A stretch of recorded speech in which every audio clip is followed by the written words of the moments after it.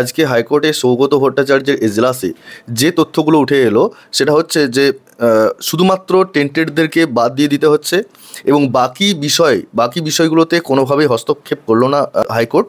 অর্থাৎ এখানে যে নিয়মগুলো ছিল সব নিয়মই থাকছে, শুধুমাত্র যারা টেন্টেড ক্যান্ডিডেট তাদেরকে বাদ দিতে হচ্ছে। অর্থাৎ এই যে যাবৎ ফর্ম ফিল আপ হয়ে গেছে, এখানে যদি কোনো tainted candidate form fill up করে থাকে তাদেরকে ক্যান্সেল করতে হবে, বাদ দিতে হবে এবং সেটা করবে রাজ্য সরকার বা স্কুল সার্ভিস কমিশন।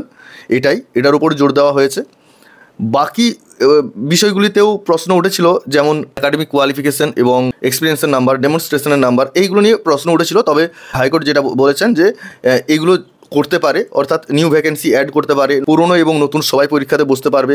এক্সাম 31শে ডিসেম্বরের মধ্যেই কমপ্লিট করতে হবে।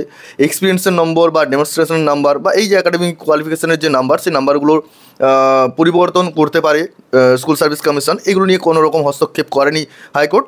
31শে ডিসেম্বরের মধ্যেই হবে এবং তার মধ্যেই যেটা সুপ্রিম কোর্ট নির্দেশ দিয়েছে যে 31শে ডিসেম্বরের মধ্যে কমপ্লিট করতে হবে, তো 31শে ডিসেম্বরের মধ্যেই পরীক্ষা কমপ্লিট করতে হবে, এটার উপর জোর দেওয়া হয়েছে। তো এখন বিষয় হচ্ছে যে যেটা নিয়ে সংশয় প্রত্যেকের মধ্যে হচ্ছিল যে নিয়োগ বিধি পরিবর্তনের ক্ষেত্রে, অর্থাৎ এই যে একাডেমিক কোয়ালিফিকেশান সহ এক্সপিরিয়েন্সের নাম্বার, ডেমনস্ট্রেশনের নাম্বার, এই যে নাম্বারগুলো ছিল, এই নাম্বারের কিছু পরিবর্তন আসবে কি না। তবে এই নাম্বারের কোনো পরিবর্তন আসছে না। অতএব তোমরা এটা ধরে পরীক্ষাতে এগোতে হবে যে নতুন নিয়োগ বিধিতে যা কিছু বলা ছিল সবই থাকছে, শুধুমাত্র এখানে টেন্টেড যারা ক্যান্ডিডেট ছিল তারা বসতে পারছে না, বাদবাকি সব কিছুই স্কুল সার্ভিস কমিশন যেমনভাবে নতুন বিধি প্রস্তুত করেছে বা যেটা পাবলিশ করেছে নোটিফিকেশান, সেই মোতাবেকই পরীক্ষা হবে। তো যাই হোক, এই খবরগুলো অলরেডি তোমরা পেয়ে গেছো। এরপরেও যদি তোমাদের কিছু কোয়েরিজ থাকে অবশ্যই কমেন্ট বক্সে কমেন্ট করে জানাও।